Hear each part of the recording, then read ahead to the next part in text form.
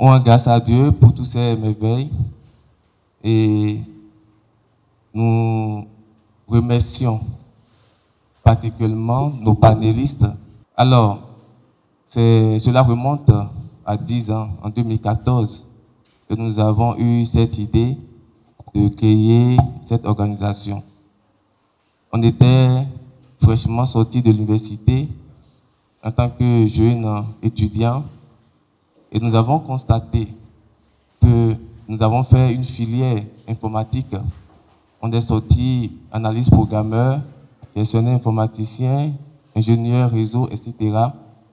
Mais au dehors, il n'avait pas cette possibilité pour nos jeunes frères et sœurs d'avoir accès facile à cet outil. Donc, avec certains jeunes, on s'est mis ensemble et nous avons commencé par faire la vulgarisation de l'informatique. Les années qui suivaient, nous avons commencé par parcourir chaque arrondissement, chaque commune du Bénin. Nous pouvons dire qu'aujourd'hui, nous avons fait tout au moins 10 départements sur 12.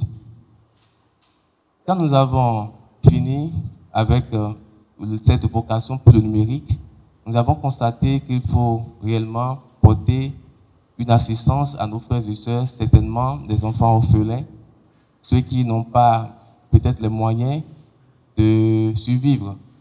Donc nous avons commencé par l'assistance aux orphelins, par des collectes de dons. Donc nous avons plusieurs orphelinats que nous assistons aujourd'hui à Alada, à Tango, à Poisson-Tomé, à Zé, à Comé, à Ouida. Et nous continuons de soutenir les enfants également à la veille de chaque rentrée scolaire, par des fournitures scolaires, et notamment les enfants et les personnes en situation de handicap. Donc nous avons plusieurs initiatives en cours qui visent à leur porter assistance. L'ONG Happy Life and Peace pendant 10 ans a compris que l'avenir dépend généralement des jeunes et des femmes. Donc nous avons mis en place plusieurs programmes qui permettent de former les jeunes dans les métiers du numérique. Et ensuite, nous avons commencé par former les femmes dans les arrondissements, dans certains métiers pratiques, comme l'automatisation, l'accessoire de mots textiles, sérigraphie, chantonnage, etc. Aujourd'hui, nous comptons de façon directe près de 5000 jeunes bénéficiaires du projet informatique dénommé Zéro analphabète 3e millénaire dans tout le Bénin. Nous avons plus de 200-300 enfants que nous impactons chaque année, les enfants orphelins, grâce à nos soutiens en vivres, en contribution scolaire, frais de scolarité. Nous avons également des femmes à qui nous avons donné des formations complémentaires sur des thématiques qui peuvent leur permettre d'avoir des emplois fixes aujourd'hui. 10 ans, c'est une nation de grâce. Nous ne prétendons pas avoir tout fait, mais quand même, nous avons essayé. Le numérique, comme l'informatique dont vous parlez, c'est cette science qui fait appel à l'utilisation des technologies de l'information et de la communication pour le traitement, le stockage et la diffusion des informations sous la forme de signaux numériques. Quand on dit métier du numérique, ce sont divers métiers qui relèvent de ce domaine, le numérique étant un grand ensemble. Donc il y a plusieurs métiers qui sont dans ce domaine-là. Comme quelqu'un qui a fait la comptabilité, on lui dira quels sont les métiers qui relèvent de la comptabilité. Il y a plusieurs métiers qui relèvent de la comptabilité. Exactement. Quand quelqu'un a fait les statistiques constituent un domaine et il y a plusieurs métiers qui relèvent de ce domaine-là. Là où il y a problème, souvent, les jeunes qui sont sur le marché du travail, lorsqu'on leur demande quel est le métier que toi tu veux exercer, ils commencent par gratter la tête. Il n'a aucune idée sur les métiers qu'il veut exercer. Et ça pose un problème en amont. Depuis que le monde est monde, on a connu différentes époques, différents temps. On a connu l'ère agraire, on a connu l'ère de l'industrie, l'ère industrielle, on a connu l'ère de la cueillette, qui est la toute première ère. Et aujourd'hui, nous sommes à l'ère du numérique. Et pour nous qui sommes jeunes, quand nous appartenons à une ère comme celle-ci, l'ère du numérique, ça voudra dire qu'a priori, tout métier doit avoir une certaine interconnexion avec le numérique. Je ne dis pas que tout le monde doit aller se réfugier dans le numérique ou devenir développeur web et que c'est encore webmaster. Je ne dis pas ça. Mais quel qu'en soit le métier, la profession, la qualification dans laquelle vous vous engagez, le numérique doit s'inviter. Le numérique devient un élément de commodité sociale. Je suis ici, je fais des réunions en ligne. Je suis ici, certainement que des gens se sont sur WhatsApp, là, en appel ou sur Google Meet et nous suivent. Donc, ça apporte des facilités. Et donc, pour nous qui sommes jeunes, ce que le numérique nous apporte, c'est d'abord une opportunité de notre temps. Je parlais de l'ère tantôt, nous sommes à l'ère du numérique. Et deuxième chose, c'est une commodité d'accès, une commodité d'aisance de vie. Et troisième chose, aujourd'hui, M. Togbe, mon cher aîné, vient de le dire, tout le monde, jeunes que nous sommes dans une quête d'insertion socio-professionnelle. Et par conséquent, si nous pouvons mettre le numérique dans notre métier, donc si nous donnons une place au numérique dans notre métier, cela faciliterait notre insertion socio-professionnelle. Aujourd'hui, vous avez cette chance de payer vos factures, SPE, SONEP et consorts en ligne, n'est-ce pas? Si ce n'est pas le numérique, alors comment on aurait pu faire? Aujourd'hui, comme je le disais au début de ma présentation, certaines personnes ici sont venues peut-être par Gozem.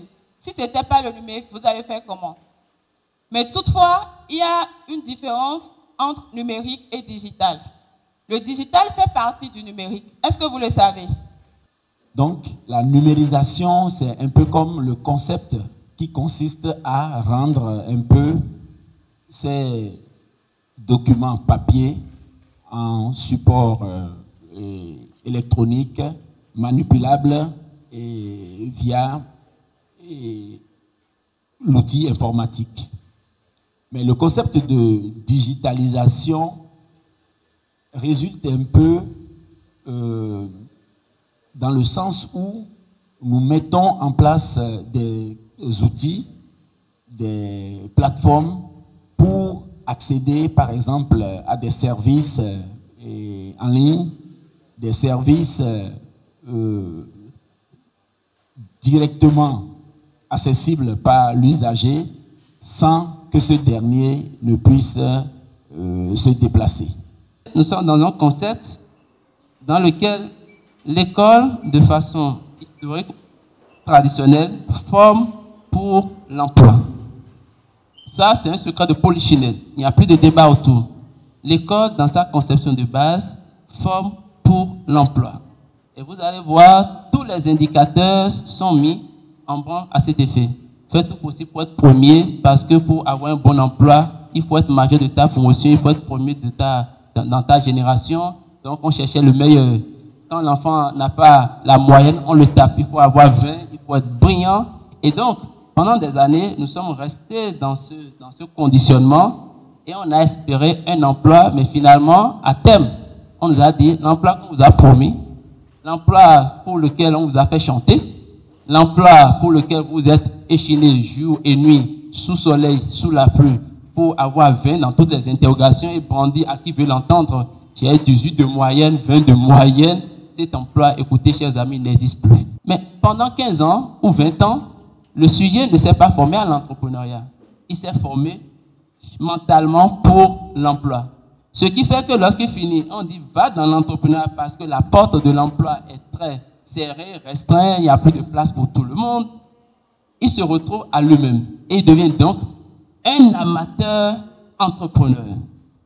Disons les choses par leur nom. Il devient un amateur dans l'entrepreneuriat parce qu'il n'a aucune connaissance préalable, aucune notion de base. Mais on lui aurait rendu service si depuis la base, on le mettait dans un conditionnement dual, un conditionnement emploi ou employabilité. Ce n'est pas normal qu'un parent ait investi sur ses enfants. Et qu'après, les enfants se retrouvent à la maison. Ce n'est pas normal. Et jusque là, je me demande, mais qu'est-ce qui se passe au juste? Des fois, ça fait tellement mal. Et nous subissons cela au quotidien. Parce que quand le jeune est sans emploi, mais vous êtes embêté. Et je n'ai pas mangé, envoie-moi ceci, envoie-moi ceci, envoie-moi ceci. Et parfois, ce n'est pas normal. Je le dis avec force, ce n'est pas normal. Moi, ça m'est arrivé. Et j'en voulais à mes parents. Parce que c'était une question d'orientation. Mon directeur général a l'habitude de dire, le chômeur d'aujourd'hui, c'est l'étudiant mal orienté d'hier. Lorsque les jeunes se présentent à nos guichets, nous avons un protocole de prise en charge. Et nous leur posons généralement 4 questions. Parce que généralement, ceux qui frappent à nos guichets, c'est des gens qui ont fini l'université. Alors la première question, elle est celle-ci. Mais toi, pourquoi, après le bac, tu as choisi cette filière? Pourquoi? On ne choisit pas au hasard. On ne choisit pas parce que c'est l'État qui m'a orienté. Ce n'est pas sur cette base qu'on choisit. Alors, c'est là déjà qu'il y a problème. Et généralement, la réponse, elle est celle-ci. J'ai choisi ceci, mais ce n'est pas ce que j'avais voulu faire. Mais c'est mon papa qui m'a dit de faire ça. Bon, parce que j'ai un grand frère qui a fait ça. J'ai voulu faire ça. Parce que. Et parfois, il se met à couler les larmes. Parce qu'il se rend compte que ce n'est pas ce qu'il avait voulu faire. La première question, elle est: pourquoi après le bac, tu as choisi ça? Mais il arrive à bien répondre pour dire: j'ai choisi par conviction parce que lorsque j'étais jeune, j'aimais ça, j'aimais ça, j'aimais ça. On choisit par motivation. Et il t'a dit: j'ai choisi par motivation. Il a 10 sur 10. Deuxième question. Mais cette formation que tu as choisie, cette filière que tu as choisie, te permet d'exercer quel métier? Et quel est mis au pluriel? Mais là, c'est ce que j'ai dit à la présentatrice. Il n'a aucune idée des métiers que sa formation ou sa filière lui offre. Parce que ça ne s'apprend pas à l'université. Et c'est là qu'il commence par se poser des questions. Mais il arrive à répondre. Cette filière que j'ai choisie me permet d'exercer tel métier et tel métier et tel métier. Il a bien répondu. Troisième question. Alors, ces métiers de ton choix, de ton rêve, tu veux les exercer pour qui? Généralement, tout le monde a les yeux sur l'État, sur la fonction publique. Alors que ces métiers, on peut les exercer pour 3 acteurs. Le premier acteur, comme le coach l'a dit, tu peux l'exercer pour toi-même. C'est un choix. Ça ne se décrète pas. C'est ton choix. Je vais l'exercer pour moi-même. Deuxième option, non, je ne veux pas l'exercer pour moi-même. Je vais l'exercer pour le compte d'autrui. Et c'est ça qu'on appelle emploi salarié. Et ça a 2 volets. Je vais l'exercer pour l'État ou je vais l'exercer pour le secteur privé. Mais quand tu veux exercer un métier pour autrui, c'est-à-dire si tu optes pour l'emploi salarié, tu dois comprendre une chose. Les possibilités d'emploi dans le pays, il y en a 4% dans le secteur public contre 13% dans le secteur privé. Ça, il faut garder en tête cette statistique-là pour comprendre que c'est le secteur privé qui est pourvoyeur d'emploi. Ce n'est pas l'État. Et les opportunités, les possibilités pour entreprendre, il y en a 87%. Donc, à toi le choix pour savoir sur quel pan te positionner. Il arrive à répondre à la question pour dire: moi, je veux aller dans le salariat. Il a dit avec précision, il a dit avec foi. Ce n'est pas que ça s'est décrété à lui. Ce n'est pas comme le coach l'a dit, ce n'est pas parce qu'aujourd'hui, écoute, il n'y a plus l'emploi, allez faire l'entrepreneuriat. ça n'a aucun sens. Ce n'est pas une question de tenir déjà, comme il n'y a plus ça, allez faire ça. C'est une question de conviction et de motivation. Et la dernière question, ces métiers que tu veux exercer, est-ce que tu sais les exercer? Ça pose la question de savoir-faire. La base est faussée. Et c'est pour cette raison, comme la base est faussée, l'État doit intervenir pour colmater les brèches. Aujourd'hui, nous sommes au cœur du numérique. Si tu t'étais trompé de chemin, et aujourd'hui, tu sais qu'il y a d'énormes opportunités dans le numérique, tu fais ce choix et ça t'engage. C'est un choix. Ce n'est pas parce que l'autre a fait que je vais faire. C'est un choix et tu l'assumes. Et tu cours vers la reconversion. Parce qu'il y a des formations de courte durée dans le numérique qui vont te rendre employable. Donc je disais, il y a le dispositif Azoli. Lui, il permet de régler les problèmes d'emploi de ceux qui n'ont pas eu la chance d'aller pour autant à l'école. De ceux que nous qualifions de peu ou pas instruits. C'est en fait pour corriger une injustice. Parce que dans notre pays et un peu partout, quand on parle de chômage, ce sont les diplômés qui lèvent la main. Les diplômés. Mais on se pose une question. Et ceux qui n'ont pas été à l'école. Ce qui se passe aujourd'hui, tout le monde veut formation. Veut formation pour la forme. Non. On ne fait pas une formation pour la forme. Parce que c'est du temps perdu. On fait une formation pour renforcer son employabilité. Parce que vous prenez de l'âge. On ne se lance pas dans des formations tout azimut. Mais la formation est ciblée. Et quand tu la suis, c'est parce que tu sais que ça va t'apporter un plus sur le marché du travail. Lorsque vous n'êtes pas inscrit dans la base de données de la NPE, vous n'avez pas accès aux offres d'emploi. Okay. Le système est que quand nous publions une offre, pour ceux qui sont dans le digital, ça profite aux candidats qui sont dans la base de données. Vous subissez un test en ligne, un autre test en ligne. Les tests en ligne, c'est les histoires de vrai ou faux. C'est pas si compliqué. Mais les jeunes ne veulent pas compétir. Ils veulent affaire. Comment on peut vivre comme ça? Je me laisse pour dire ça. Comment on peut vivre? C'est quelle mentalité ça? On vous dit, le jour où ils étaient en train de faire le test, au lieu de faire le test, vous appelez les gens pour que moi, je vous dise la réponse. C'est quoi ça? Et maintenant, on dit jeune. Ça là, c'est quel jeune ça? Même si c'est tes parents qui sont là, dis à ton papa, mais je vais compétir. Puisque ce n'est pas difficile, on vous demande, il y a combien de communes au Bénin? Ça, c'est compliqué ça. Tu peux même utiliser l'intelligence artificielle parce que c'est en ligne. Exact. Et ils ne veulent pas compétir. Comment on appelle ça? C'est quel pays ça? Mais non. Et les parents sont responsables. C'est que les parents, Vitié est là, Vitié comment? C'est pour ça que nous, parfois, on ne s'adresse plus aux jeunes.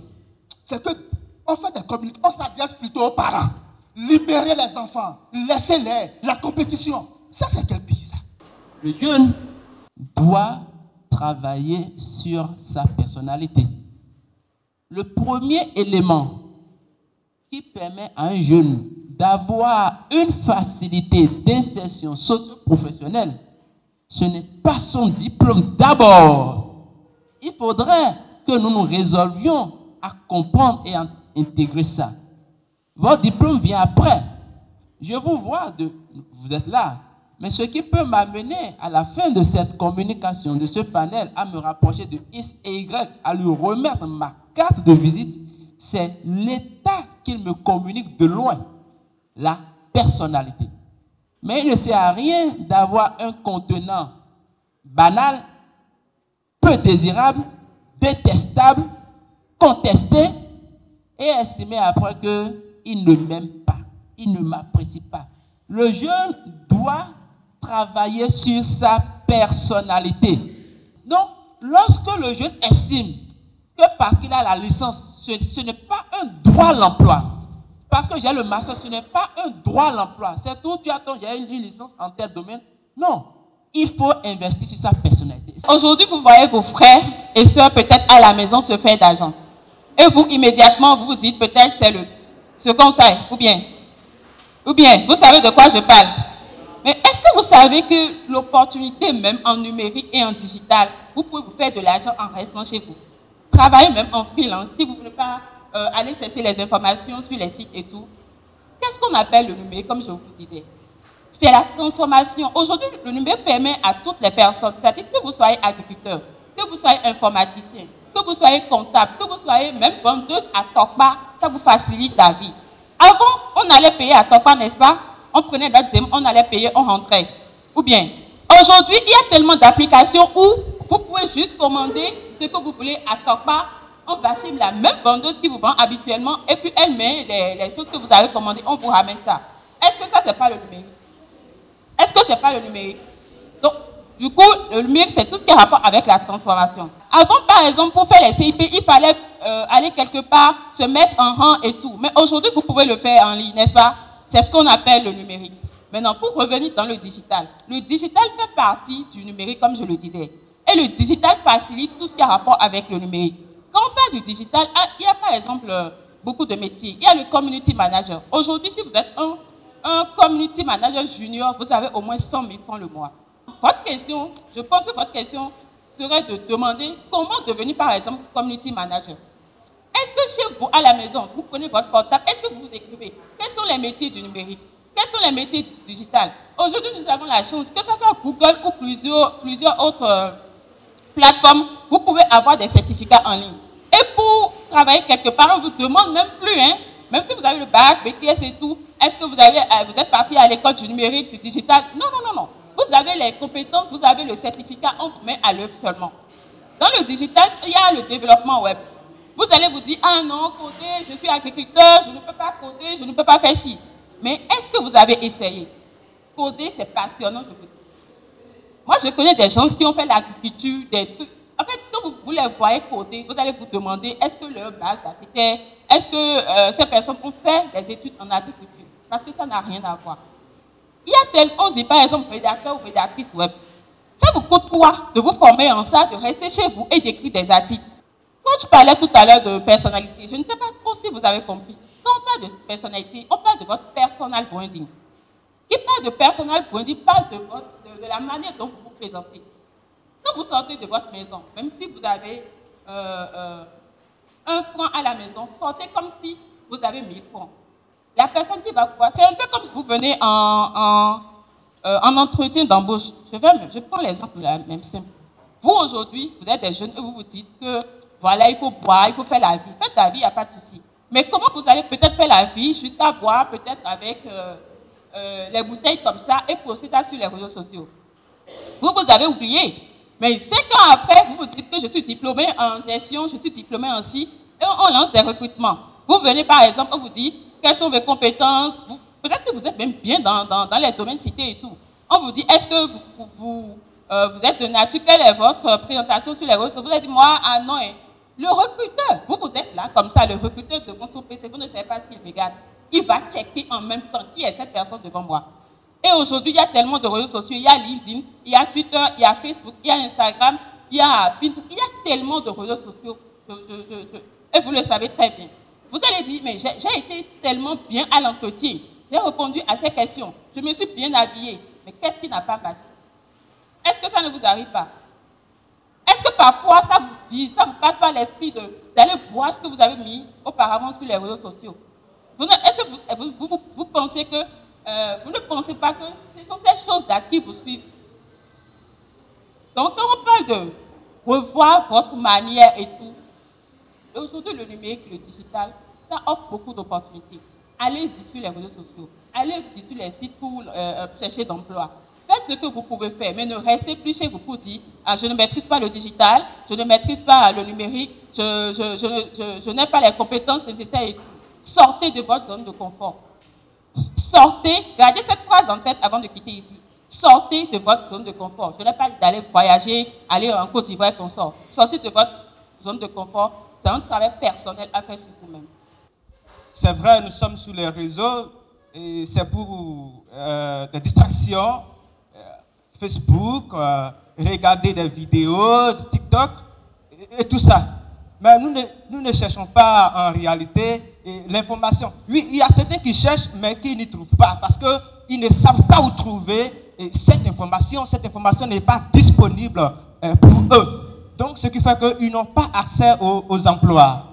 Et ensuite, l'honorable s'est plaint de quelque chose parce que des gens l'appellent pour lui demander des réponses et tout ça.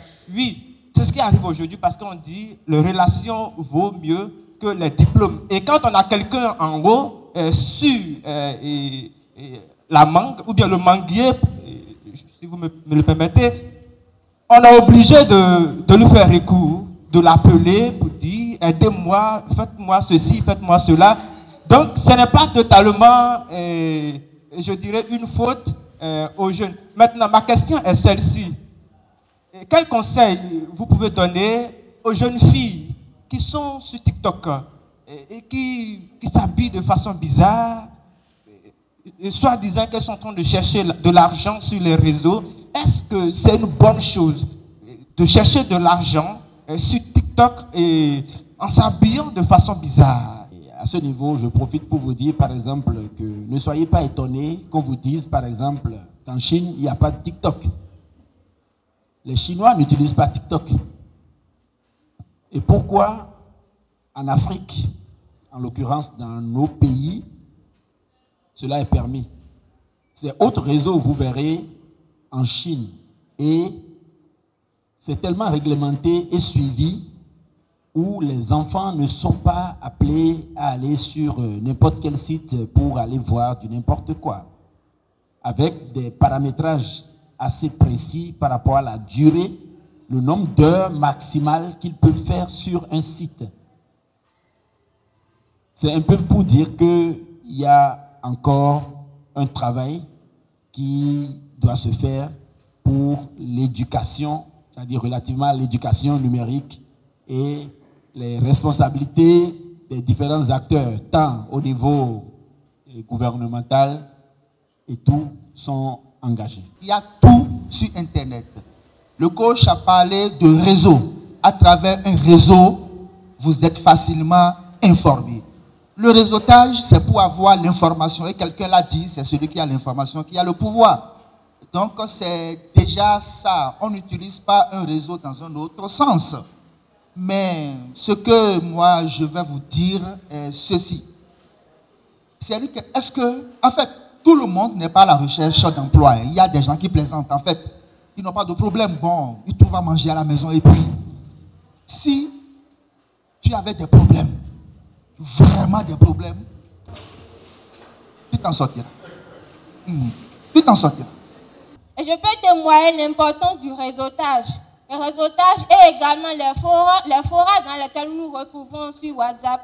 Moi, par exemple, je suis dans un groupe et récemment, j'ai vu une opportunité de formation sur le digital organisée par MTN et Tita Digital Skills. C'est une formation sur le numérique, des métiers du numérique, tout. Grâce à mon réseau, j'ai eu l'opportunité de trouver ça et j'ai postulé. Et par la grâce de Dieu, j'ai été retenue. Je vais suivre cette formation-là. Donc, je vous recommande vivement de faire votre réseau et c'est vraiment important.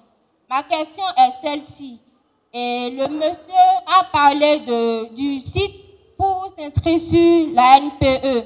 Je voudrais savoir vraiment comment s'inscrire sur le site parce que j'ai essayé plusieurs fois, ça ne marchait pas. Même tout à l'heure maintenant, lorsque vous avez parlé du site, je suis partie sur ça, j'ai cliqué. En voulant m'inscrire, j'ai écrit mes informations, mais ça ne marchait pas du tout. Donc, je voudrais savoir, est-ce qu'il y a autre stratégie pour s'inscrire ou bien comment vraiment faire pour s'inscrire? Ça m'a demandé mon NPI, mes informations, j'ai inscrit, mais ça ne marchait pas. Les gens font tellement de double inscription. Il est partout. Donc, il faut utiliser le NPI.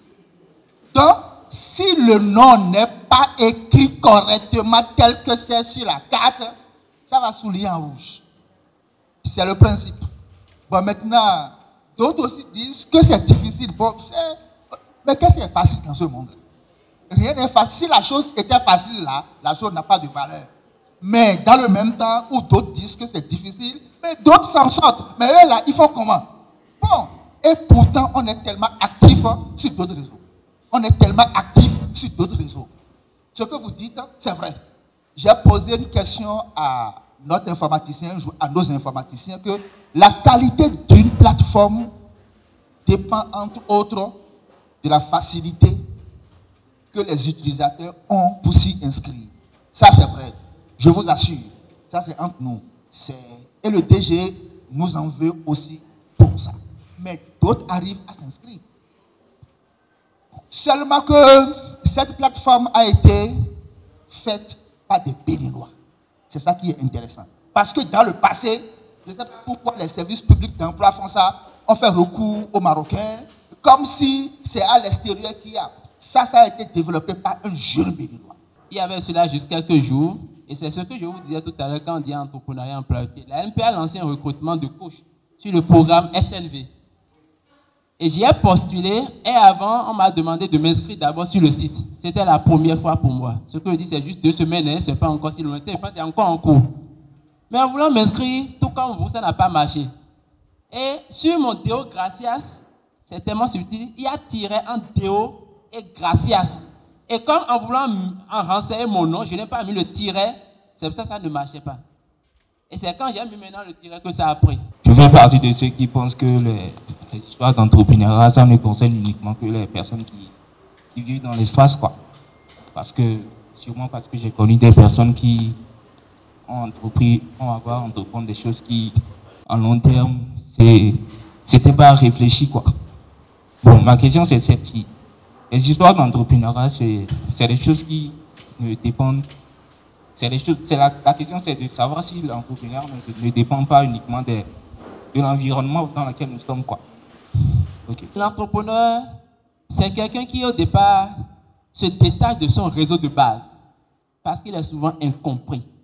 Et si vous n'avez pas le courage de vous détacher de votre réseau de base, vous ne pouvez pas réussir dans l'entrepreneuriat. L'environnement, oui, mais ce n'est pas dans l'intention de vous nuire, mais c'est toujours dans l'intention de vous protéger, de vous aimer, de vous orienter dans le bon sens. Et parfois, nos parents, voulant tellement bien nous orienter, ou bien nos proches, ou bien nos conjoints voulant bien nous orienter, nous protègent de trop. Et cela nous crée des préjudices. Donc, qui t'aime, reste avec lui. Qui accepte ton projet, reste avec lui.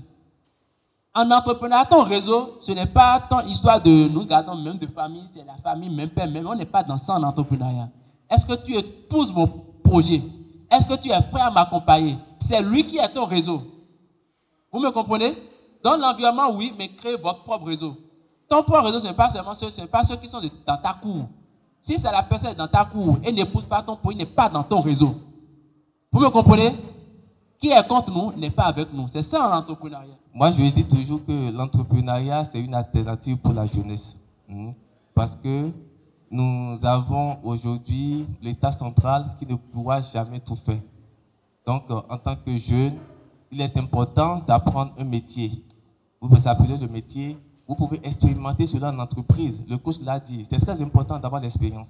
Parce que quand vous commencez par entreprendre, on ne se jette pas dedans. C'est un monde de certitude. Et il faut avoir des prérequis. Vous allez entreprendre, oui, mais sur quoi? Ce n'est pas parce que mon ami fait dans le domaine de cosmétique que automatiquement c'est cosmétique qui marche. Non. Ce n'est pas parce que ma soeur a entamé une entreprise dans le domaine de l'élevage que c'est l'élevage qui marche. Non.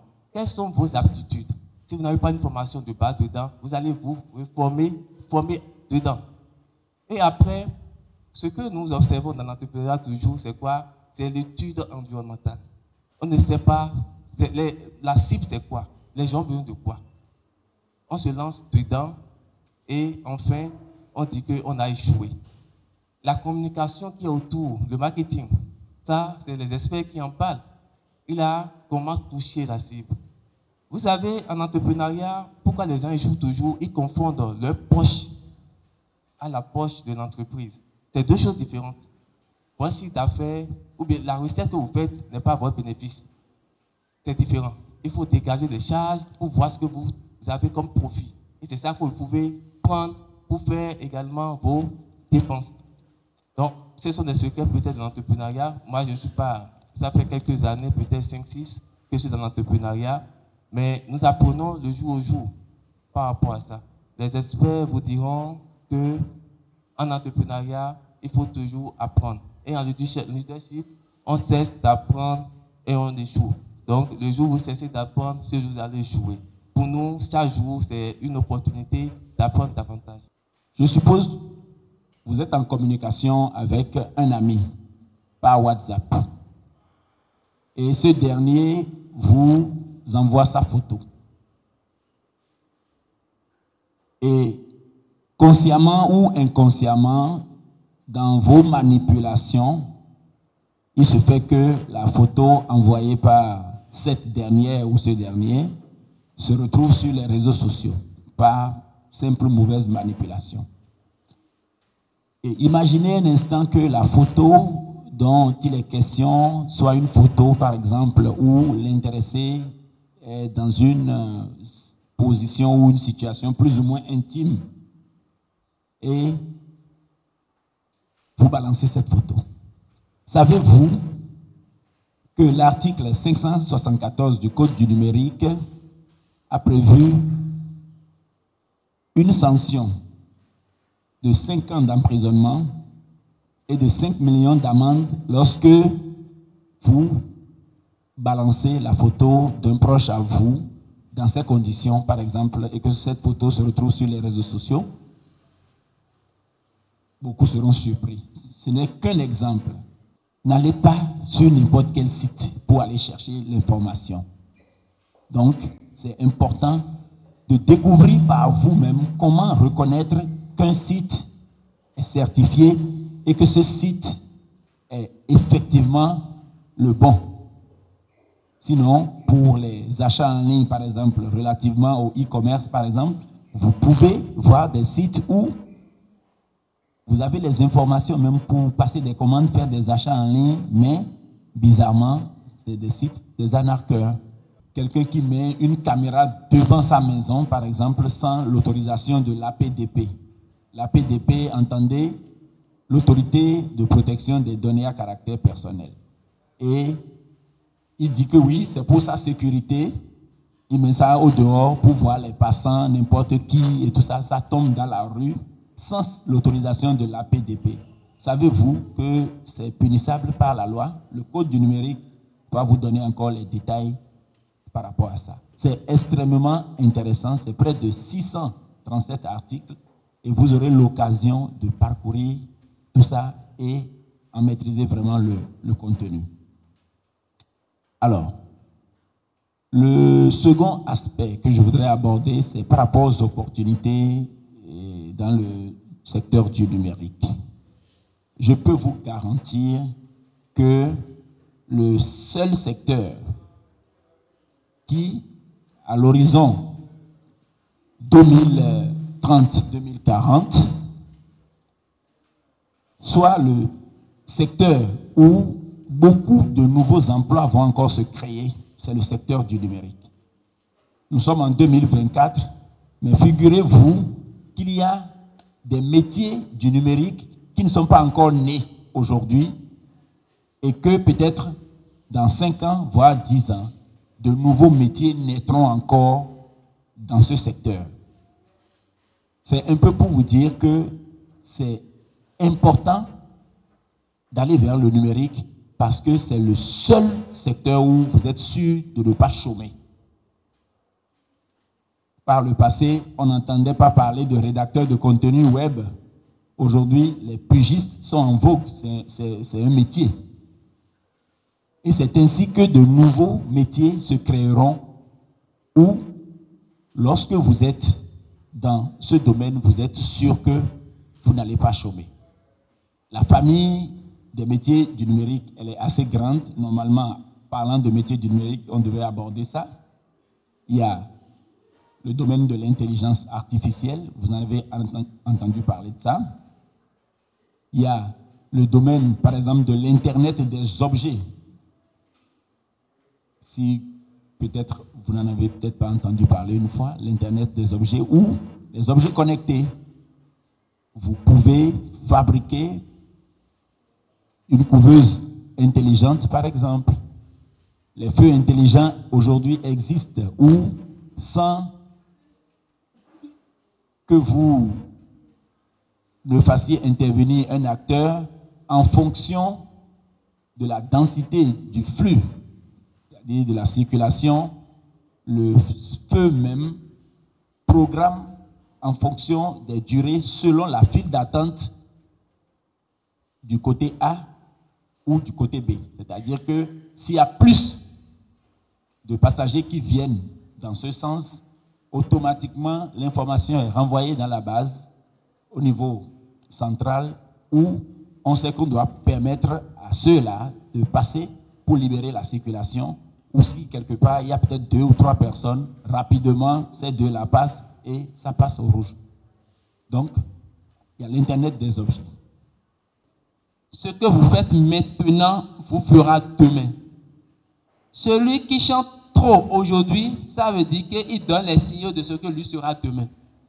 Celui qui parle beaucoup aujourd'hui, lui donne les signaux de ce qui sera demain.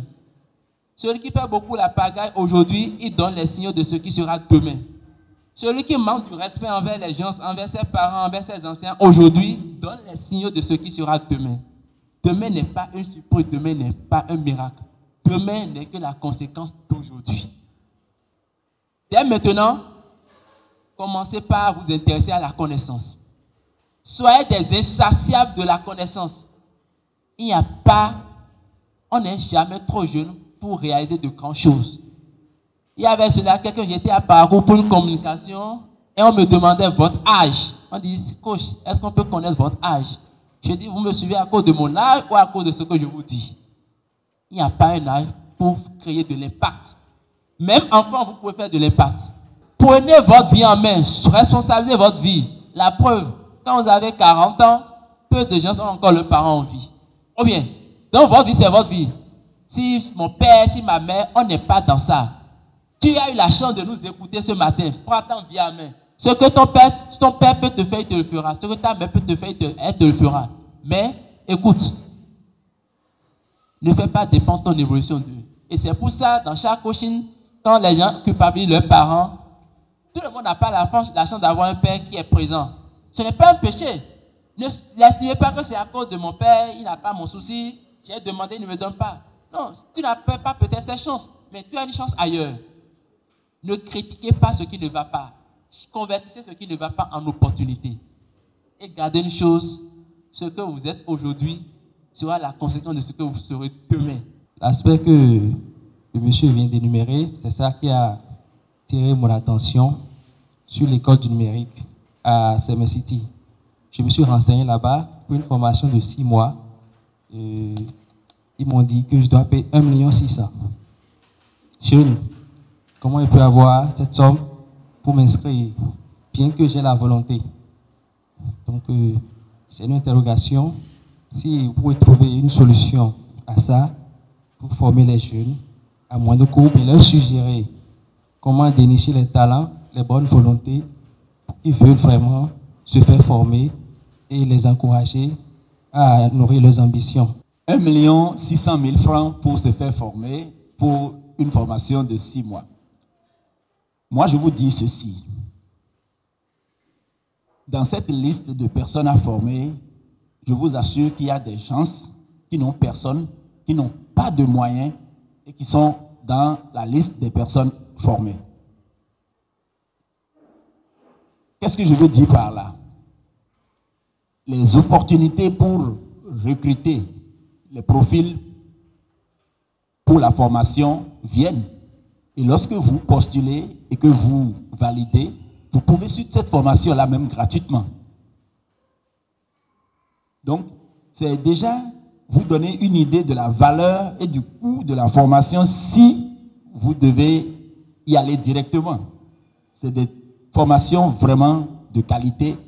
Et si éventuellement vous vous rapprochez encore à nouveau et que vous avez des difficultés, je vous promets que je jouerai ma partition pour vous mettre en relation avec les personnes qu'il faut afin que vous bénéficiez de cette formation à moindre coût. saisir sa chance. Être là où il faut être au bon moment. C'est parce que vous avez fait le choix d'être ici ce samedi. Mais j'irai au-delà. C'est un peu déjà ce que je disais, la responsabilité des parents. Ce n'est pas que les gens n'ont pas de l'argent. Hein. Moi, je suis aussi un parent. Je vois ce que les gens font. C'est que, bon, ils investissaient sur les enfants. Les enfants n'ont jamais demandé à être nés. Enfin, si on est en face des parents, c'est ce que nous leur disons. Les gens ont les moyens, font des choses, ils investissent. Le meilleur investissement, c'est dans l'humain. C'est dans l'humain. Ça, bon, malheureusement, ce n'est pas ce groupe cible qu'il faut dire ça. Première chose. Deuxième chose, je viens de dire, on nous apprenait, quand il y a un problème, on disait solution, opération. Quand il y a un problème, il y a une solution. Je disais tantôt, si tu es dans le besoin, et si tu es vraiment dans le besoin, on trouve la solution. Parce que dans ces propos maintenant, j'ai senti il va trouver ça où? C'est déjà. Les ondes positives vont se garder de toi. Non, pourquoi on se plaint? Voilà une opportunité. Et il y en a d'autres. Et il a dit, des gens sont dans ce système et ils n'ont rien. Ils n'ont aucun parent. Des gens obtiennent des bourses d'études, ils n'ont aucun parent. Des gens trouvent du travail, ils n'ont aucun parent. Il faut y croire. C'est une question de foi. Mais quand déjà tu dis, on doit m'aider, non. L'onde négative te suit. Il faut être optimiste, il faut être positif. Il faut se battre. Et il faut être audacieux. Ouais. Moi, je n'ai pas eu le bac avec mention à mon temps. Mais je cherchais une bourse en marine marchande. C'est ça qui m'intéressait. Je suis de Grand Popo. J'aime la mer. Je veux aller sur la mer. C'était ma vision. Avant cette conférence, j'ai suivi d'autres conférences sur le digital et le numérique. Et pendant cette conférence, ils ont plus parlé des enfants et des jeunes. Aujourd'hui aussi, ils ont plus parlé des enfants et des jeunes. Or, moi, dans mon entourage, il y a plus de vieux qui s'intéressent, de vieux ou des plus âgés qui s'intéressent au numérique. Alors, je voulais vous demander pourquoi vous parlez toujours des jeunes et pas des vieux. L'accent est mis beaucoup plus sur la jeunesse au regard du pourcentage de jeunes que nous avons dans notre pays. En termes, je n'ai pas les vraies statistiques, mais je sais que la population, c'est-à-dire avant, c'est-à-dire des personnes ayant entre 18 et 30 ans, représente à peu près 65%. Donc, c'est un peu pour ça que l'accent est mis sur la jeunesse. Il faut dire qu'avec nos parents, bon, on a connu déjà cette situation de fracture numérique parce que je vous assure que l'adaptation est un peu difficile parce que en leur temps, on n'avait pas tous ces outils. Ça fait que les parents qui sont vraiment en phase avec le numérique aujourd'hui, c'est des parents qui se sont réinventés, qui se sont actualisés et qui ont accepté vraiment se remettre dans l'environnement, dans le contexte actuel pour pouvoir faire chose. Parce que d'autres ont des difficultés. Figurez-vous, par exemple, que le gouvernement, pour ce qui concerne les étudiants qui ont récemment eu leur baccalauréat, par exemple, c'est fait exprès. Aujourd'hui, vous ne pouvez plus vous inscrire à l'université sans forcément passer par une plateforme. Depuis le 14 octobre dernier, c'est-à-dire toute inscription dans une université, dans une école, forcément, vous devez le faire en ligne. Ça vous oblige, que vous voulez ou non, de vous adapter. Donc, le numérique est en train de s'imposer peu à peu à tous. Je suis très heureux pour l'échange que nous venons d'avoir. À travers cet échange, vous comprenez aisément que les opportunités existent et que c'est le défaut d'information qui fait que vous n'êtes pas encore à la bonne porte. continuez toujours par chercher le site du ministère. Je vous l'ai dit tout à l'heure, c'est numérique.gouv.bj. Vous pouvez aller sur le site pour aller voir les opportunités qu'offre le ministère. Le ministère est situé en face de la direction MOVE à Cotonou. Vous pouvez faire le déplacement et venir au secrétariat du ministère pour avoir des informations et essayer d'être en contact avec les acteurs. Je vous rassure que les opportunités existent, tant pour les entrepreneurs, les startups et tout. Et ainsi, vous pourriez bénéficier de tout ce que le gouvernement a prévu pour accompagner ces initiatives. Les opportunités existent bel et bien, seulement qu'il n'y en aura pas pour tout le monde au même moment. Vous qui avez choisi d'être ici, vous avez fait le bon choix. Croyez, gardez la foi. Croyez, gardez la foi. Et surtout, travaillez votre profil. Travaillez votre profil. Travaillez votre profil. Si quelqu'un vous dit qu'il n'y a pas de l'emploi au Bénin, moi je vous dis qu'il y a de l'emploi au Bénin. Il y a tout un dispositif pour vous accompagner. L'essentiel, c'est d'aller rechercher les informations. Il n'y a pas de chômeurs au Bénin. Il n'y a que des personnes qui ne savent pas saisir des opportunités. C'est vrai, j'ai été beaucoup attaqué. Parce que venant d'un jeune, on dit est-ce que lui-même, il n'y a pas de problème. Nous, on est habitués à ça quand on est devant les écrans. Mais ce que j'aimerais vous dire, n'acceptez pas les freins qu'on évoque. Il y a trop de chômage, le gouvernement ne fait rien. Ne restons pas dans ça.